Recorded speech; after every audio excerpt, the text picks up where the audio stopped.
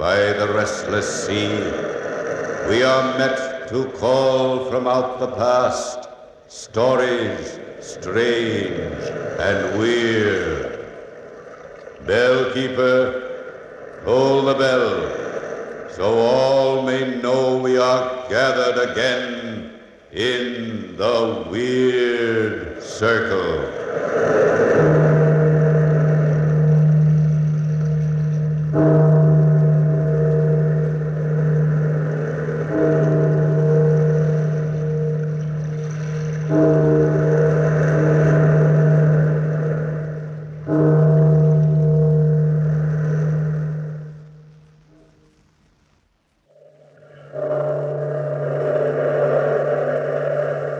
Out of the past, phantoms of a world gone by speak again their immortal tale, The Man Without a Country.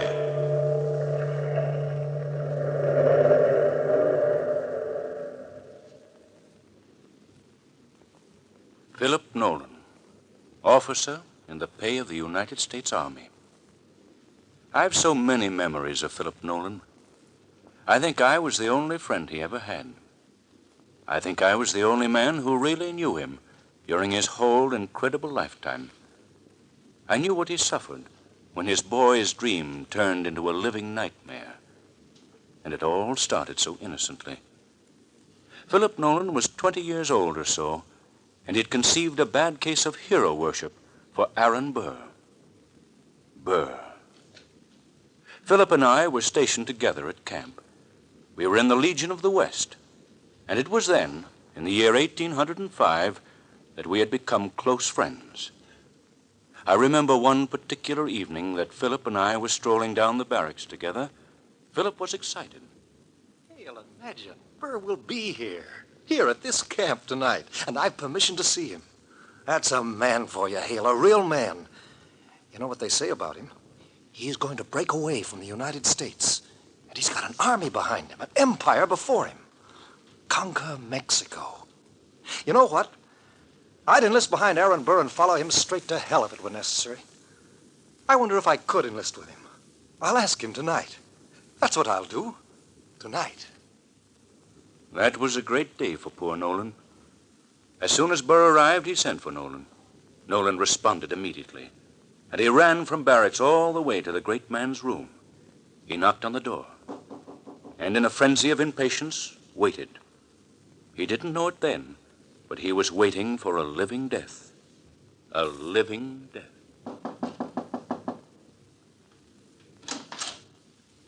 Mr. Nolan. Well, sir, it's been a long time since I've seen you. Mr. Burr, I've written you repeatedly, time and time again. I thought when you didn't answer, you'd forgotten me. Forgotten you? Indeed, no. Come in, boy. No, I haven't forgotten you. Nolan, I need you. I've some great plans for you. For me, Mr. Burr? Plans for me? Yes, indeed. Sir, is it true what they say? Well, Nolan, that depends on what they say. You can tell me that. You're starting a new army? You're out for empire to set yourself up over Mexico and... Ah, so they've gathered that much, have they? Well, Nolan, don't spread that rumor around. But between you and me... You and me? Oh, Mr. Burr, Sir... Nolan, you're a good man. How'd you like to take me out in your skiff and show me the canebrake or a cottonwood tree? I've always been interested in the terrain in these parts. Interested? Or, is this terrain part of your plan, too, Mr. Burr? Well, we'll talk about that in your skiff. Time enough out there, Nolan. Yes, there was time enough to talk about a lot of things in the skiff. By the time that sail was over, poor Nolan was enlisted in Aaron Burr's scheme, body and soul. What that scheme was, I never knew, nor does anybody else. But that's not important now. It fell through, and every man of that group was arrested. Nolan was tried for treason. The big fellows, the ringleaders, escaped. but not Nolan. Nolan was taken before a military court. Old Colonel Morgan was presiding. Hours had passed, and the evidence against Nolan was piling up. His own commanding officer was saying, Nolan, do you deny that you are a traitor to the United States? Mr. Nolan, can you deny that you agreed to march anywhere at any time under the command of the traitorous Aaron Burr, even if he had commanded you to march against your own country, to march against the United States? No, I don't deny it. Mr. Nolan, as presiding judge, I want to ask one question before the gentlemen of this court will judge you. Have you anything to say in defense of yourself?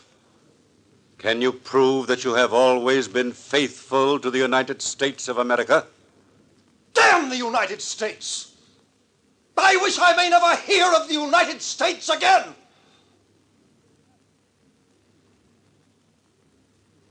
yes, Nolan said, damn the United States.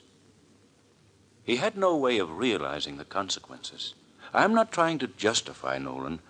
I'm just saying that the United States wasn't a reality to him. The only thing he cared about was Burr, Aaron Burr. So he said, damn the United States. Old Colonel Morgan called the court into his private chamber and returned in 15 minutes with a face white as a sheet. He just stood and stared at Nolan.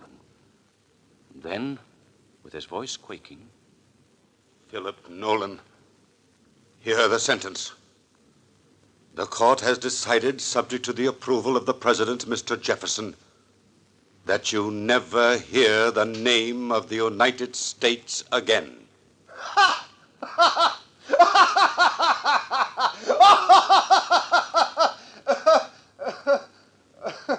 Mr. Marshal, take the prisoner to New Orleans in an armed boat and deliver him to Captain Shaw of the Nautilus. See that no one mentions the name of the United States to the prisoner. Make my respects to Captain Shaw and request him to carry out my orders. He will receive written orders from Washington to explain this in detail. The court is adjourned. I don't care, Colonel Morgan. I tell you, I don't care. I'd say the same thing over and over again. Damn the United States! Damn the United States! Nolan was taken to New Orleans and placed on board the Nautilus. The ship set out for sea and traveled from New Orleans to the North American coast. It was at dock there that Captain Shaw received intelligence of the proceedings by mail. On board ship that evening, they were docked in the harbor. Captain Shaw explained it to Nolan. Nolan was still the swaggering youngster then, as the old captain related. Well, Mr. Nolan, the word has come through from your former country's capital. From Washington? Yes, Mr. Nolan. Well, what is the happy word? You are a man without a country, Mr. Nolan. Without a country? The court has sentenced you to have your wish fulfilled. You will never hear of your country again. You will live on board ship for the rest of your life. You may wear whatever uniform you wish. Naturally, my own uniform. The buttons will have to be changed for plain buttons. Well, why is that, sir? There is the insignia of your ex-country on the buttons. What? I see. You will remain under guard, of course, to prevent your escape. Naturally. But otherwise, you will have the freedom of the ship. And believe me, Mr. Nolan, you will not be exposed to any kind of indignity. Thank you, Captain.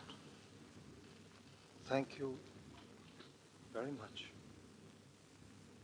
And so it was that the man without a country sailed the 7 seas. He never stayed on one boat for more than a year. He went from ship to ship. And it was 10 years later that he was again shipping out on the Nautilus. He was shipping out of England this time, and I'd been sent over from America to England for special research. I was to come back on board the Nautilus myself. And so, of course, the very first day at sea, I was called into the captain's cabin. Oh, hello, Lieutenant Hale. Won't you come in? Thank you, Captain Shaw. Sit down, sir. Thank you. I called you into my cabin to talk to you about Philip Nolan. You no doubt know he's on board with us this trip. Yes, I've been told. He's an old friend of yours, I believe. Well, yes, we were in the Western Legion together. You know the story. Are they still maintaining silence, Captain? I'm afraid so. And as long as you're on board my boat, I must ask you to please never mention the United States to Nolan. No news of home, no talk about old times, no word of his family, and especially no word of the United States. Well, of course, sir. Whatever you say. And, Mr. Hale, be prepared for a shock when you see Nolan. He's changed. He's changed a lot more than you realize. Changed. Yes, the captain warned me, but I wasn't prepared for what I saw. Nolan was an old man. An old man at 32. He was standing with a guard at the railing of the Nautilus when I approached him. He wheeled around and stared at me for a moment. Hale! Hale, old boy. It's good to see you. I didn't know. I'd no idea. Philip, hello. It's been a long time. Oh, it's all right, guard. You can leave me alone with Hale. I won't escape. But, sir... I'll take full responsibility for him. Of course, sir. I'll report to the captain. Hale, look at me. I'm still your old friend, am I not? Of course, Philip. Where have you been? What have you done since I last saw you? I traveled around. Been in England. England? What happened after you left the Western Legion? Well, You what? But tell me, Hale. I've read a lot of good books. Books? That's just great. You too, Hale. I can't help it, Philip. Have you any idea what I'm going through? From boat to boat, always being shifted, always under guard. Every book I read is carefully edited. Whole passages are torn out of it. I never eat dinner at one table. I'm shifted around all the time. Nobody can stand my company night after night. I've so little to talk about. And I'm so hungry for home. So hungry for news of home, my family, my country here. I want to touch the ground, the land. I want to know what happened to Texas. What did they do to Aaron Burr? Hale, 10 years of this. 10 years. I was just a boy. I didn't know what I was saying. I didn't know. Please, Philip, please. I'm sorry, Hale. Seeing you again. And you're the only person who knows I feel this way. I won't mention it again. I know you won't, Philip. Don't tell anybody. You won't tell anybody. Well, of course I won't. 4 o'clock. I have a little duty to perform at 4. Well, what's that, Philip? I read to them, the sailors. They like it. The only thing I'm allowed to do for them. They pick the book, and I read a chapter or so. Well, that sounds interesting. You mind if I come along? Not at all. Well, we'll go down this hatch over here. Follow me. This way. This way to the crew's quarters. Hi, buddy. Reading. Hello, men. This is Lieutenant Hale. Hello. How do you do, sir? I hope you don't mind if I just sit here and listen. Glad to have you. What book have you picked out for today? Well, you started The Lay of the Last Minstrel yesterday. Let's finish that. Good idea. Where is it? Here it is, sir. I've never heard of it. Oh, it's a good poem. I was on the 3rd canto yesterday. Yeah, let's see. Oh, yes. I'll start here. The aged harper, how so ere, his only friend his harp was dear. Like not to hear it ranked so high above his flowing poesy. Less liked he still that scornful jeer. Misprized the land he loved so dear. High was the sound, as thus again the bard resumed his minstrel strain. Read more, Mr. Plain. Has anybody got a glass of water for me? My voice is sort of going. Oh, sure. Here you are, Mr. Nolan. I'll pour it for you. Thanks, son. Yeah, that's better. Now, the next verse. Quiet, everybody. Go ahead, Mr. Nolan. Breathes there a man with soul so dead, who never to himself hath said, this is my own, my native land, whose heart ne'er within him burned. As home, his footsteps he hath turned from wandering on a foreign strand. If such there breathe, go, mark him well. For him no minstrel raptures swell. High though his titles, proud his name, boundless his wealth, as wish can claim. Despite these titles, power and pelf, the wretch concerted all in I'm sorry, boys. I don't think I feel up to reading today.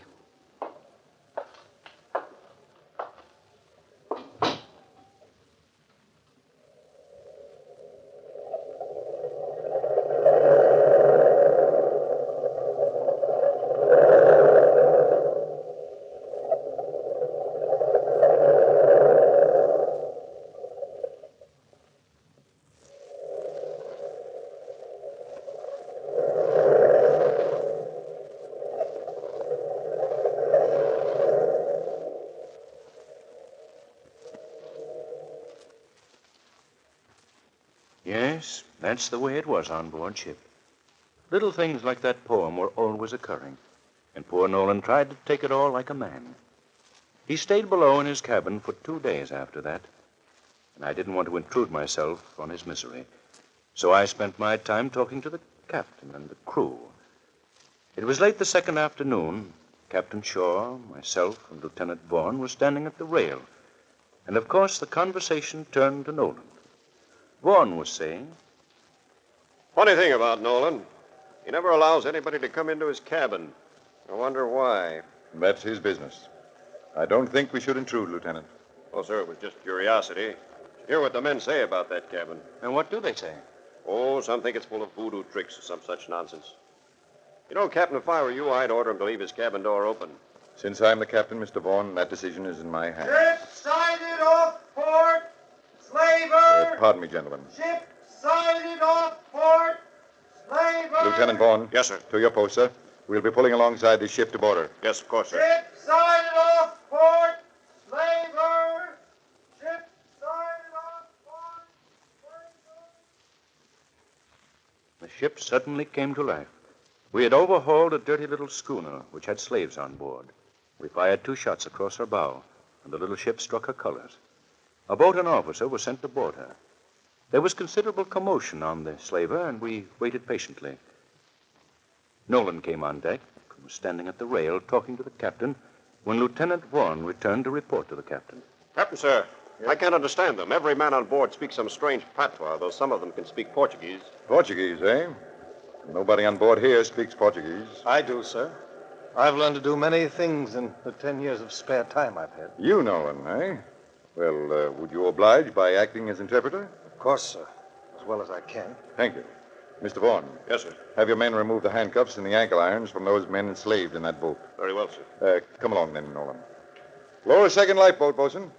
This way, Mr. Nolan. The boat was lowered, and we rowed over to the slaver. We stalled in the waters for half an hour, giving Vaughn plenty of time to quell any manner of resistance. By the time we boarded the boat, the 3-man crew was in chains, and the slaves, freed from their handcuffs and ankle irons, were swarming over the deck, wildly jubilant, shouting. But the deck was dirty, and the stench from the ship was strong, and the 3-man crew, chained to the mainmast, were shouting dire oaths at us as we boarded the side. Gracias a Dios! Estaremos en casa dentro de poco Mr. tiempo. Nolan, ask those men which is their captain. Yes, sir. Quem é su capitão? Aquele ali! He's the tall man with the red hair, sir. Ask him if he knew that he was violating the law of the United... Ask him if he knew that he was violating the law, Mr. Nolan. Sabia que estava violando a leis dos Estados Unidos da América. Não sei nada. He says he knows nothing, sir. Nothing, eh? The rotten scoundrel. Look at the filth of this deck. Look at the way he had the slaves handcuffed. He knew what he was doing, all right. He was dealing in human flesh. Tell the slaves, Nolan, they're free. Quietos todos! O Capitão Shaw do barco Nautilus Que les diga que están todos libres.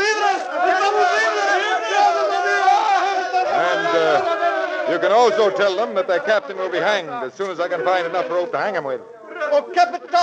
O Capitão Shaw diz que a tripulação será punida. Tell them I'll take them to Cape Palmas. O Capitão Shaw diz que vocês serão levados ao Cabo das Palmas. What are they saying? I can't tell. They're all shouting at once. Wait till I single one of them out. Você, sim você, venha cá, silêncio todos. Que dizem estes homens? Não queremos ir ao Cabo das Palmas. Queremos ir para casa, ver a nossa gente, voltar as nossas mulheres e filhos. Cabo das Palmas está muito longe, longe de casa. Meus companheiros estão doentes. Ia no meu barco à procura de doutor. Estes diabos me capturaram. Nolan. Meu povo morrerá se não... What's this all about? Me levaram contra minha They don't want vontade. to go. Quero ir para casa, para meu lado. They want to go home to their country, to their children, to their wives. First man wants his kinfolk. And the second man, he says his people are sick, very sick, and that he left his home to get a doctor, and that these devils kidnapped him. He wants to go home. Home, Captain. Every man wants to go home. Yes, of course, Nolan. Tell them yes. Tell them that they can go to the Mountain of the Moon if they want to. If I have to sail this schooner through the Great White Desert, they shall go home. O Capitão Shaw diz que voltarão todos para casa.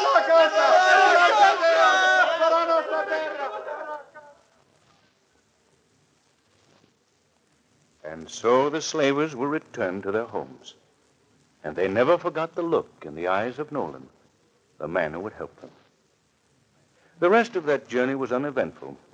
When I left the Nautilus in the harbor of New York, I saw Nolan standing on the deck waving to me and shouting.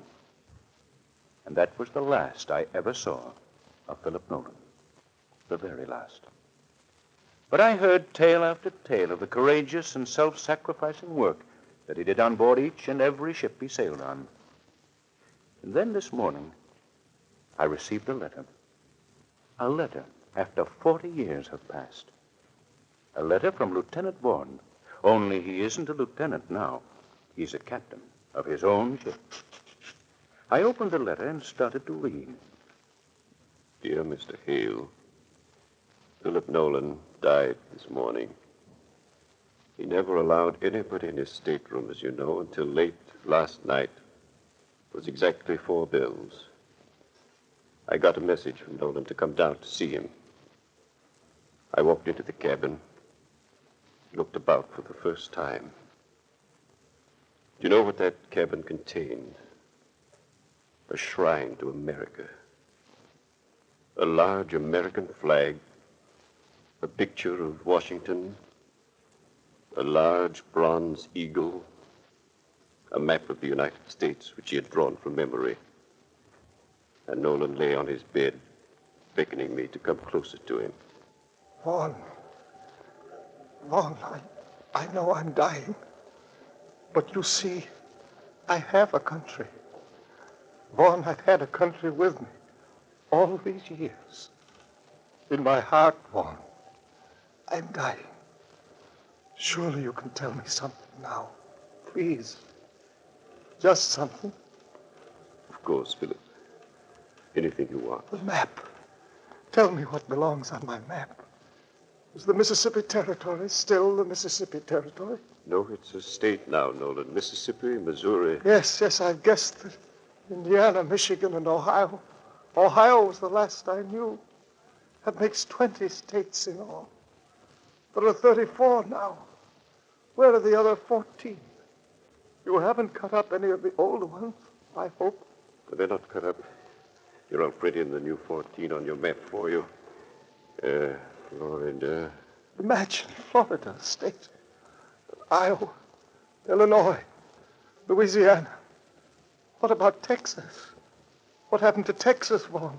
Texas is part of the Union. Wonderful. And Arkansas. There's a good American name for you. Did you hear me say it, Vaughn? American. American. American. American. I said it, Vaughn.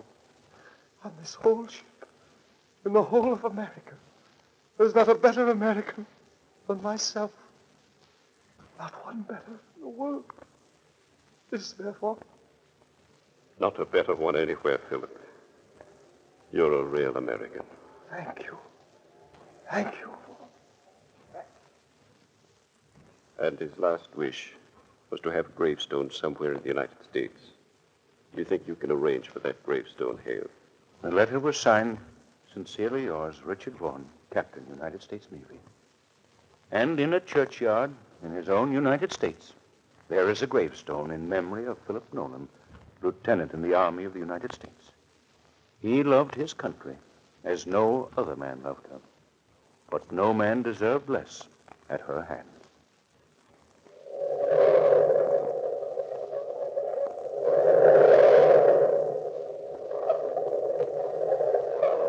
From the time-worn pages of the past, we have brought to you the story, The Man Without a Country. Bellkeeper, hold the bell.